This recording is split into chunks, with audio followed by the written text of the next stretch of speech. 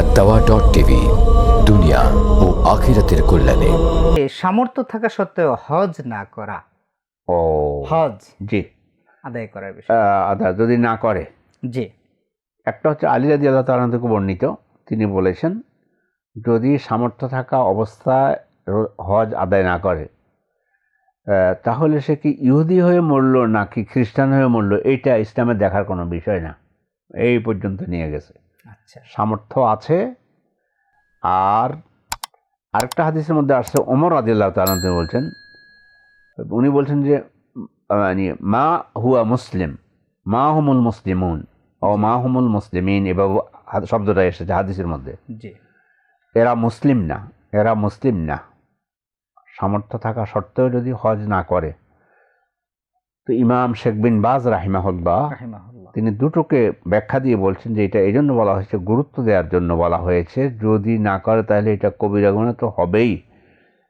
তবে যদি এমনি তো ফরজিয়ত যদি কেউ অস্বীকার করে তাহলে ইমানের গণ্ডির মধ্যে থাকবে না।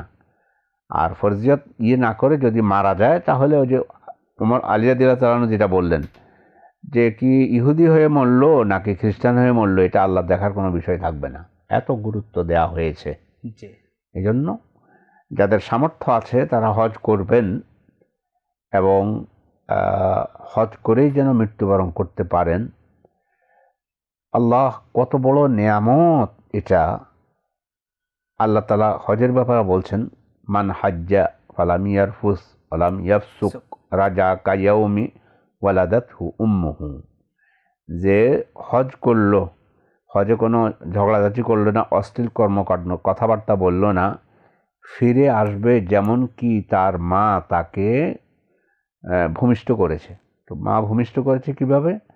সেদিন মা ছোট বাচ্চা বাবু দুনিয়াতে আসছে, তারপর অনেক কাপড় চোপড় ছিল না, কোনো কিছু না, একেবারে নিষ্পাপ হয়ে, মানে হজটা যদি সহি হয়, ইখলাস সহকারে আল্লাহর জন্য আদায় করে, নিষ্পাপ হয়ে যাবে। তো সেই আমল বাদ দিয়ে কেউ যদি মারা যায়, তাহলে বলা হয়েছে আলী রাদিয়াল্লাহু তাআলা এবং ওমর রাদিয়াল্লাহু তাআলার বক্তব্য, ওমর রাদিয়াল্লাহু তাআলা বলছেন যে ইহুদি হয়ে মরল না খ্রিস্টান হয়ে মরল, এটা আল্লাহ দেখার কোনো কিছু নেই।